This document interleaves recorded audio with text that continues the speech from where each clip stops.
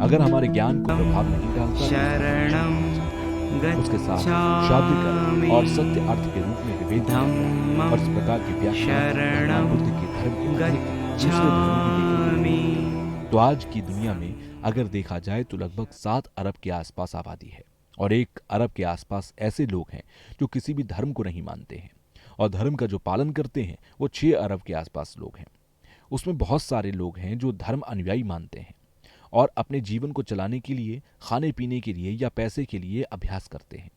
तो जर्मनी में एक गुरु को निकाल दिया क्योंकि वो जहाँ रहते थे वहाँ पर उन्होंने बहुत सारे पैसे की व्यवस्था की थी और वो बड़े शाही तरीके से रहते थे।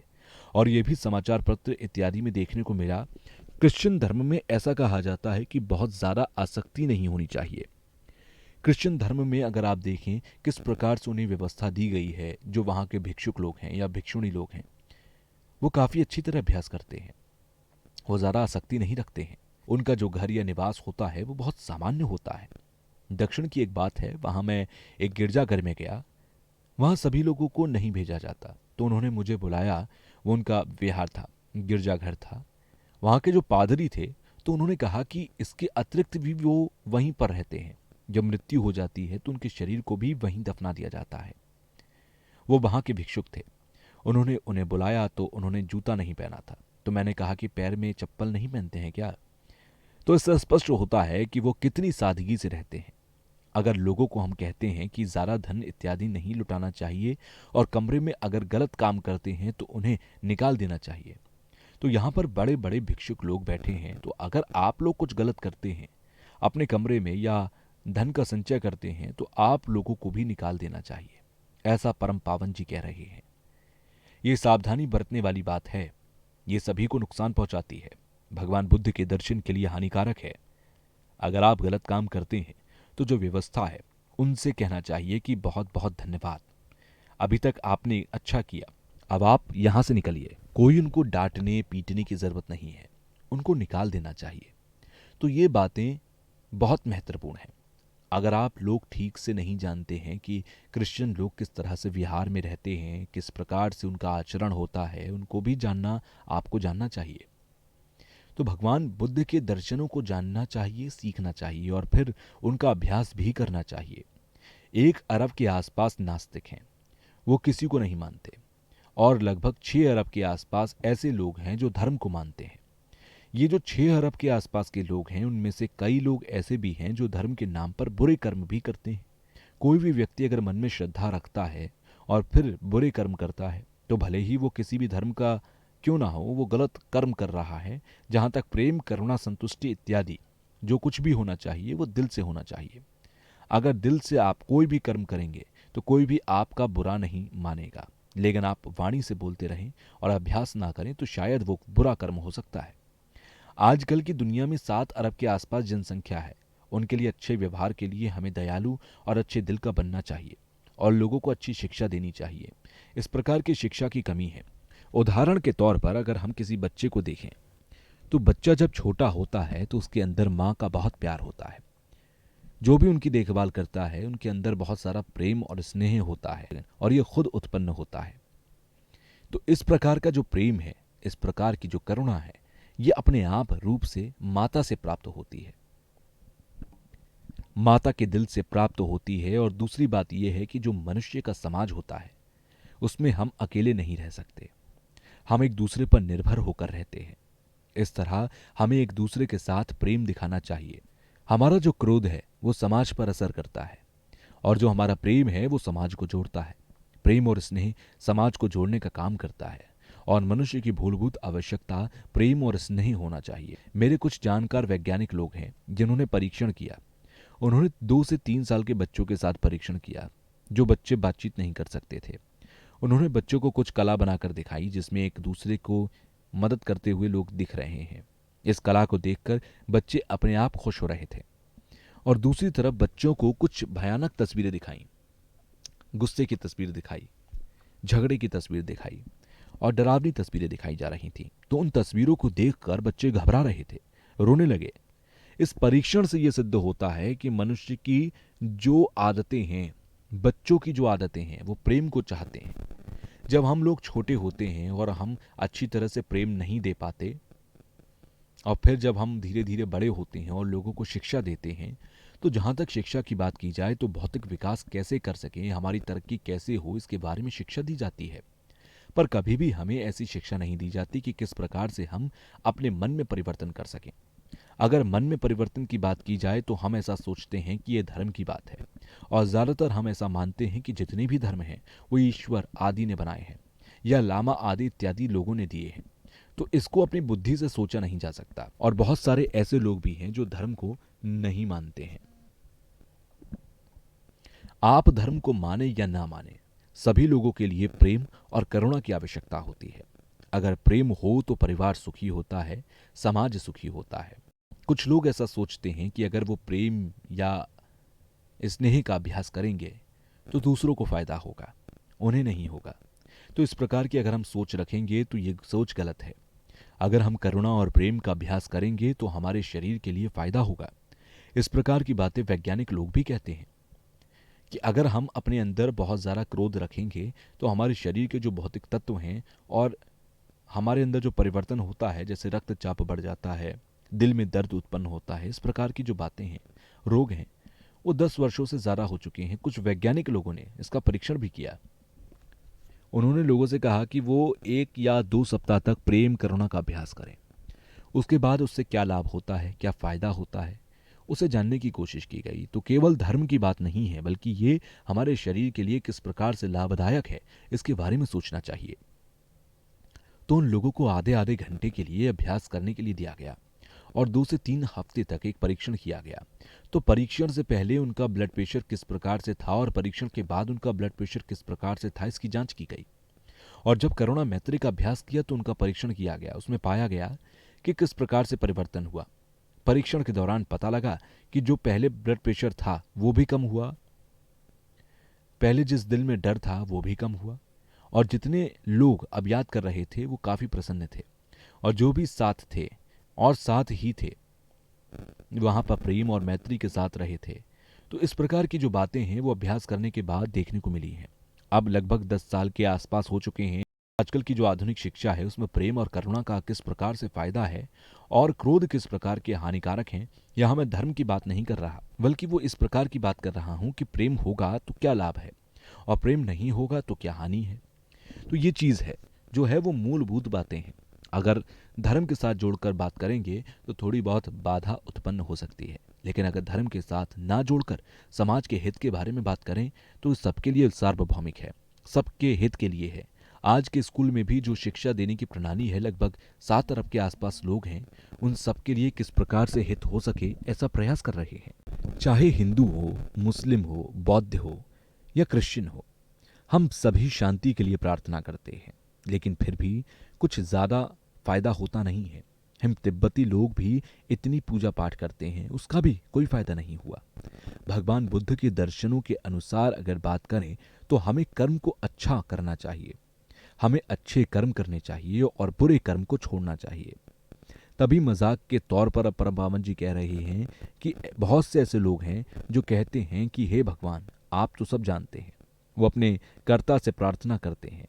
तो ऐसे में अगर भगवान कहें कि मैं अपने हाथों से आपके पाप नहीं हटा सकता या पानी से आपके पास नहीं हो सकता, तो अगर भगवान बुद्ध ऐसा कहेंगे तो आप क्या करेंगे? क्योंकि हमारी जितनी भी समस्या है वो सभी मनुष्य ने बनाई है, कोई भगवान या देवता ने नहीं बनाई। तो भगवान जो भी करते हैं वो प्रेम करुणा के अतिरिक्त कुछ भी नहीं करते। वो झगड़ा इत्यादि नहीं सिखाते हैं। ये सभी बुराइयां हम लोगों ने उत्पन्न की है। अगर मान लीजिए कि ईसा मसीह से पूछा जाए कि आप इस दुनिया में शांति स्थापित कर दीजिए, तो शायद वो भी यही कहेंगे कि ये काम आप लोग कर सकते हैं, क्योंकि आप लोगों ने बुराई, झगड़े इत्यादि पैदा किए। क्योंकि जब बुराई आपने पैदा की है तो उसका समाधान भी आप ही कर सकते हैं। वो भी ऐसा ही कहेंगे। अगर हम लोगों में परिवर्तन करना चाहते हैं तो हमें उनमें शिक्षा देनी चाहिए। हमें उनको प्रेम करुणा के महत्व के बारे में बताना चाहिए कि अगर वो प्रेम करुणा का अभ्यास नहीं करेंगे तो उससे क्या हानि हो सकती है। तो इस प्रकार की शिक्षा की आवश्यकता है। तो इस प्रकार का हम लोग भी प्रयास कर रहे हैं कि ऐसा संभव हो सके।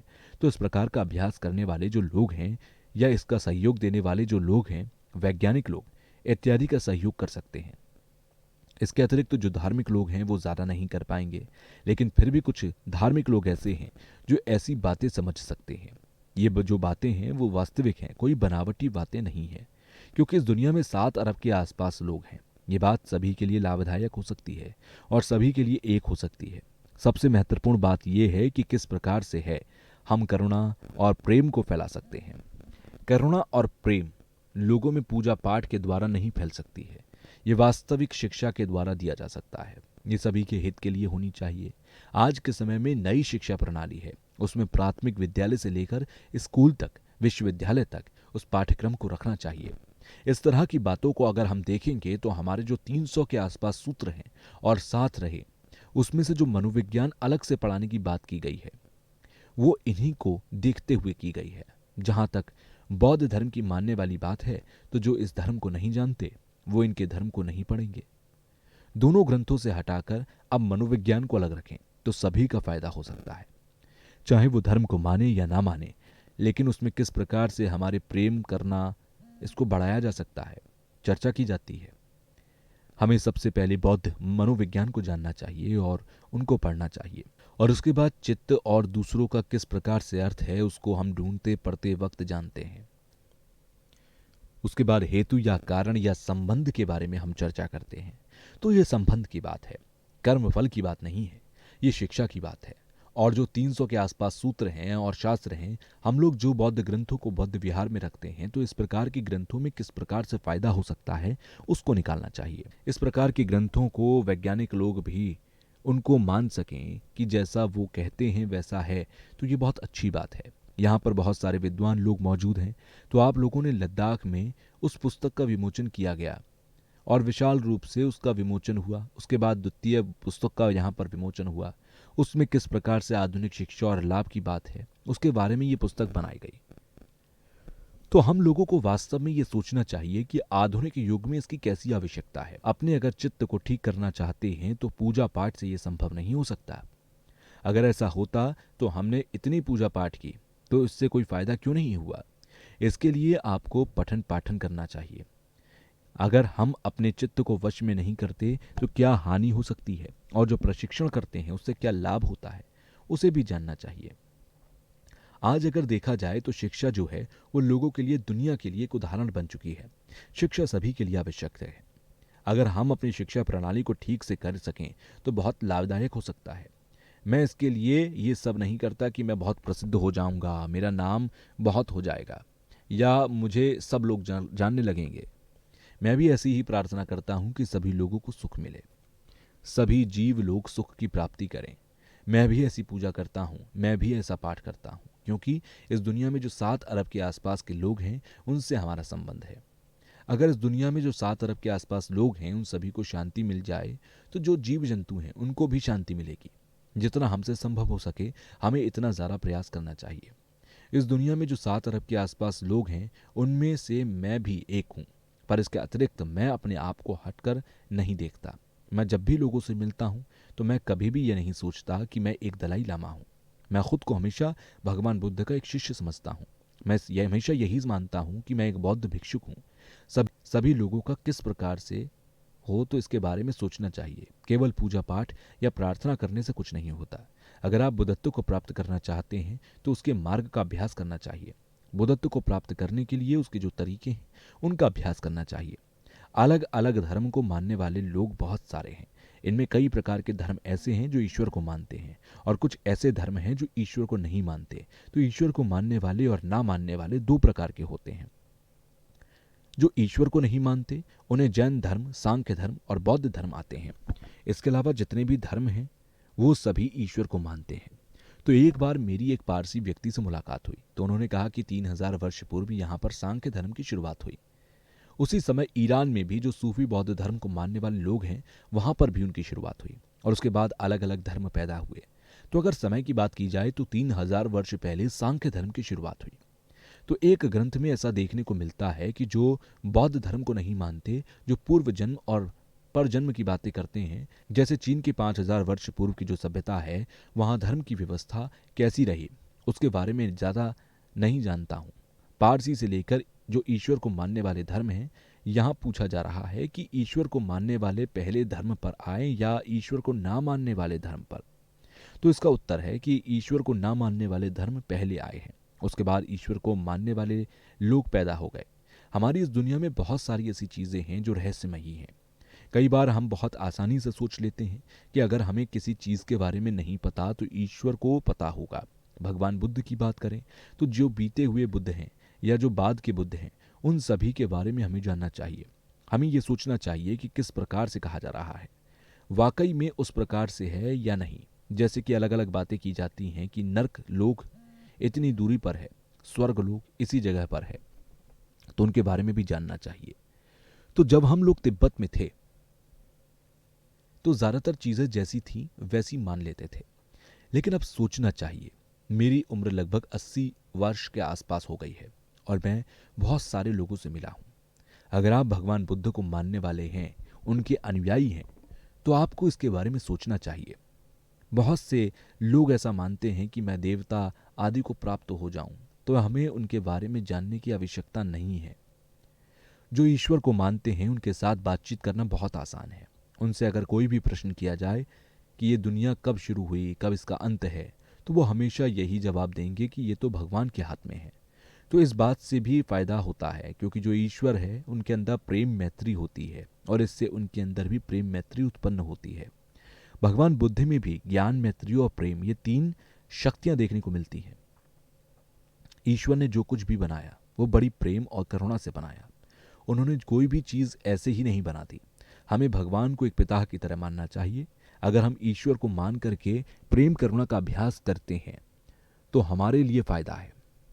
जिस प्रकार से एक पिता के गुण बच्चे के अंदर आते हैं, उसी प्रकार से अगर हम ईश्वर को मानते हैं तो उनके अंदर जिस प्रकार करुणा मैत्री होती है, वो सभी गुण हमारे अंदर भी आ जाते हैं। जो लोग धर्म को मानते हैं उनमें बहुत सारे विभेद होते हैं। हिंदू धर्म में ऐसा माना जाता है कि संसार को ब्रह्मा ने बनाया है, पर पूर्व जन्म को भी माना जाता है और कर्म फल के सिद्धांत को भी मानते हैं। भगवान बुद्ध का जो सिद्धांत है वो ईश्वर को नहीं मानता। भगवान बुद्ध ने खुद कहा है कि आप अपने स्वयं के स्वामी हैं। चाहे सुख हो चाहे दुख हो, वो हमारे कर्मों के अनुरूप होते हैं। कुछ लोग ऐसे भी होते हैं जो कहते हैं कि आप लोग नीच जात के हो, आप किसी कर्म फल के कारण ही पैदा हुए हैं। कुछ नए बौद्ध लोग हैं जिनको ऐसा लगता है कि वो लोग व्याख्या करने के दौरान इस प्रकार कर्मफल की बात करते हैं, तो ऐसे लोगों को कर्मफल की सही व्याख्या करनी चाहिए। भगवान बुद्ध का दर्शन कर्मफल सिद्धांत के अनुसार ही कहा जाता है। एक बार मुझसे सांख्य के धर्म के बारे में एक व्यक्ति मिले, बहुत विद्वान थे। उनके साथ मेरी काफी बातचीत हुई। उन्होंने कहा कि जो आत्मा होती है उसकी कोई शुरुआत नहीं होती और जब मृत्यु होती है तो उस समय भी आत्मा नष्ट नहीं होती। लेकिन बौद्ध धर्म में माना जाता है कि ना तो आत्मा की शुरुआत होती है और ना ही उसका अंत होता है। कुछ लोग हैं बौद्ध धर्म में ऐसे जो कहते हैं कि जहां हमारा चित्त नष्ट हो जाता है वहीं हमारी आत्मा भी नष्ट हो जाती है। जो हमारे 5 स्कंद हैं उनका अंतर है या नहीं है, ऐसा नहीं कहा जाता। स्पष्ट कहा जा सकता है कि कांत है या नहीं। ईसाई धर्म में भी कहा जाता है कि आत्मा नित्य है, वो भी इसकी व्याख्या करते हैं। वो मानते हैं कि मृत्यु के बाद भी आत्मा या तो स्वर्ग जाती है या फिर नरक में, और वहीं 5 स्कंद से हटकर होती है। लेकिन बौद्ध धर्म ही एक ऐसा धर्म है जो ये मानता है कि 5 स्कंद से हटकर कोई स्वतंत्र आत्मा नहीं है, कोई चीज देखने को नहीं मिलती। इन बातों को अगर हम संबंध बनाकर देखें तो ये माध्यमिक दर्शन पर निर्भर करती है। इन बातों में कोई विरोधाभास नहीं होता, इनमें अंतर पैदा होता है। कुछ लोग ईश्वर को कर्ता मानते हैं, कुछ लोग ईश्वर को नहीं मानते। बौद्ध धर्म के अनुसार वो ईश्वर को भी नहीं मानते और 5 स्कंदों से हटकर के किसी अन्य चीज को भी नहीं मानते। और जो आत्मा है उसको हमारे प्रज्ञा के अनुसार नाम मात्र दिया जाता है। ना तो इसकी शुरुआत कोई होती है और ना ही इसका कोई अंत होता है। बौद्ध धर्म के अनुसार अन्य चीजों में भी परंपरा है। कंबोडिया और दूसरे देशों में पाली परंपरा है, उसमें हमारे मार्ग क्रम का अभ्यास करने का तरीका बताया गया। और जहां तक विनय की बात की जाए तो पाली परंपरा काफी अच्छी है। बहुत सारे विनय के ऐसे ग्रंथ हैं जो पाली परंपरा में हैं, और बहुत सारे ऐसे हो सकते हैं जो कि पाली में हों लेकिन तिब्बती में ना हो। ऐसी बात हुई है कि जो पाली में हैं उनको तिब्बती में अनुवाद करना चाहिए, और हमारे जो 3 पिटक हैं वो एक जैसे हो जाएं तो ज़्यादा अच्छी बात है। कुछ विभेद तो हो सकता है, लेकिन मुख्य रूप से एक जैसे होने चाहिए। भारत में अगर कोई चीज या कोई परंपरा कही गई तो सबसे पहले वो चीन में गई। तंत्र की बात अगर की जाए तो वो थाईलैंड में भी फैला था। एक बार एक व्यक्ति ने थाईलैंड से पंचमुखी वज्र दिया था, तो इससे ये स्पष्ट होता है कि वहां पर तंत्र का और महायान का धर्म का विस्तार हुआ था। ऐसा कहा जाता है कि श्रीलंका में भी महायान और तंत्रयान का विकास हुआ था। इसलिए हम लोगों को श्रीलंका, वर्मा इत्यादि को हीन या नहीं मानना चाहिए। और संस्कृत परंपरा की नालंदा परंपरा से शुरुआत हुई थी, जिसमें नागार्जुन और दूसरों के द्वारा वो सबसे पहले चीन में फैली और वहां पर महायान परंपरा काफी विशाल स्तर पर विकसित हुआ। इसके बाद अलग अलग देशों में गुरु इत्यादि की व्याख्या का विस्तार हुआ और परंपराओं का विस्तार हुआ। इसके अलावा अगर तिब्बत को देखा जाए तो 7वीं शताब्दी में वहां पर भी विकास हुआ और काफी प्रमुख रूप से वहां पर बौद्ध धर्म का विस्तार हुआ। मैं हमेशा यही कहता हूं कि जो तिब्बत का बौद्ध धर्म है, ये बौद्ध धर्म नालंदा से गया हुआ बौद्ध धर्म है। शरणं गच्छामि, धम्मं शरणं गच्छामि।